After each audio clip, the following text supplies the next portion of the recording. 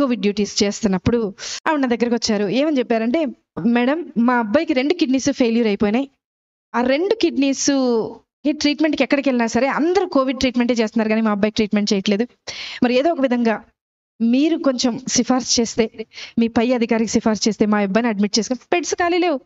2 kidneys failure అయిపోయిన పేషెంట్ని admit చేసుకుని అక్కడ పెట్టుకుని ఎలా చేస్తారు? చేయలేని పరిస్థితి. నేను అంటాను, ఒకసారి డాక్టర్ గారిని అడిగి చూస్తానమ్మా అన్న. డాక్టర్ గారిని అడిగితే డాక్టర్ గారు అన్నారు, 2 కిడ్నీల ట్రీట్మెంట్ ప్రస్తుతానికి మనం స్టార్ట్ చేయాలి అని అన్న బేసిక్గా ఒక రోజుకి 24 గంటలకి 1.5 లక్షల రూపాయలు అవుతాయి. కార్పొరేట్ హాస్పిటల్ అది. మరి వాళ్ళు కడతారా? నేను ఆవిడ దగ్గరికి వచ్చి అడిగాను. ఆవిడ ఈ బైబిల్ చూపించి అందే, అమ్మా నాకు వెనక ముందు ఎవ్వరు లేరు, నా దేవుడే నా దిక్కు, నేను ఎక్కడికి వెళ్ళి వెతకలేను, అడగలేను, దేవుడిని పట్టుకుని చెప్తున్నానమ్మా, 24 గంటల టైం ఇవ్వు, రేపటి లోపల కట్టేస్తాను. మీరు ఎక్కడైనా చూసారా హాస్పిటల్లో డబ్బులు కట్టకుండా ముందు జాయిన్ చేసుకున్న వాళ్ళు ఎవరైనా చూసారా? ఆవిడ రిక్వెస్ట్ మేరకు పై డాక్టర్తో రిక్వెస్ట్ చేస్తే జాయిన్ చేసుకున్నాం. సరే, ట్రీట్మెంట్ జరుగుతూ ఉంది. చూస్తూ ఉన్నా, మొదటి గంట చూసా, ఆవిడ ఏం చేస్తుంది, ఎవరికైనా మెసేజ్లు పెడుతుందా, ఎవరికన్నా వాట్సాప్లో మెసేజ్ పెట్టి డబ్బులు ఏమన్నా డొనేషన్ లాగా గ్యాదర్ చేస్తేమో. మధ్యాహ్నం 11:30కు ఆ సమయంలో అడ్మిట్ చేశాం.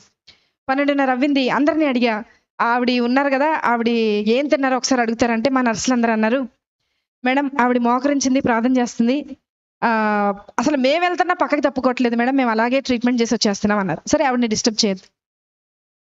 మధ్యాహ్నం 1:30 అయింది, చూశాను ప్రార్థన చేస్తుంది. సాయంత్రం 4:30 అయింది, చూశాను ప్రార్థన చేస్తుంది. రాత్రి 6:30 అయింది, చూశాను ప్రార్థన చేస్తుంది. రాత్రి 9:30 అయింది, చూశాను ప్రార్థన చేస్తుంది. రాత్రి 11:30 అయింది. అంటే ఆవిడ మోకరించి 12 గంటలు అవుతుంది, ప్రార్థన చేస్తుంది. 1:30 రాత్రి, 1:30 అర్ధరాత్రి ప్రార్థన. ప్రొద్దున్న 4 నెక్స్ట్ డే స్టార్ట్ అయిపోతుంది, రౌండ్స్ స్టార్ట్ అయిపోతాయి, సెక్షన్ స్టార్ట్ అయిపోతుంది, అన్నీ స్టార్ట్ అయిపోతాయి, ట్రీట్మెంట్ స్టార్ట్. మాకు స్టార్ట్ అయిపోయింది, కానీ ఆవిడకి మాత్రం ప్రార్థన ఎండవల. 7:30 ప్రార్థన. మరుసటి రోజు 8:30 ప్రార్థన. 9ంటికి బిల్ వచ్చేస్తుంది, జనరేట్ అయ్యి ఆ రోజుకి డే స్టార్ట్ అవ్వాల్సిన బిల్ వచ్చేస్తుంది. బిల్ వచ్చింది, అందరు పేషెంట్స్ రౌండ్స్ అయిపోయినాయి, ఈవిడ దగ్గరికి వెళ్ళాలి. నా పైన డాక్టర్ అడిగారు, అమ్మా ఆవిడ బిల్ కట్టారా అని అడిగారు. నేను చెప్పబోతున్నా, నాకు భయం వేస్తుంది. ఎందుకో తెలుసా, ఆవిడ కట్టకపోతే నేను కడతానని చెప్పాను ఆయనకి. కానీ ఆవిడ ప్రార్థన చూసి నేను అనుకున్నా, కనీసం ఒక 75% నేను కడదాం, ఏదో చైన్ ఉంటుంది కదా, మా ఆయనకి తెలియకుండా అమ్మేసి కట్టేసేద్దామని అనుకున్నా. తెలిస్తే ఒప్పుకోరు కదా అనుకున్నా. ఆవిడ దగ్గరికి వెళ్తున్నాం, స్థలం లేక స్టెప్స్ కింద పెట్టారు, ఒక స్ట్రక్చర్ వేసి అబ్బాయికి ట్రీట్మెంట్ చేస్తుంది.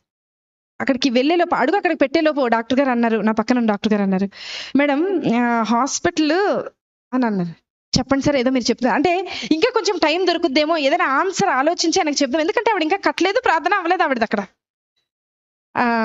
అంటే ఆయన అన్నారు, మేడం యాక్చువల్గా ఈరోజు మా అమ్మగారు చనిపోయి 10 సంవత్సరాలు అవుతుందండి, ఈరోజు 10వ సంవత్సరం వర్ధంతి. వాళ్ళకి చెప్పేయండి మేడం, వాళ్ళకి ఫ్రీ ట్రీట్మెంట్ చేసేద్దాం, వాళ్ళ దగ్గర రూపాయి కూడా తీసుకొద్దాము. నేను వెళ్ళి లేపానావండి, లేపి తీసుకొచ్చాను. బిల్లు కట్టక్కర్లేదు నువ్వు అన్నా.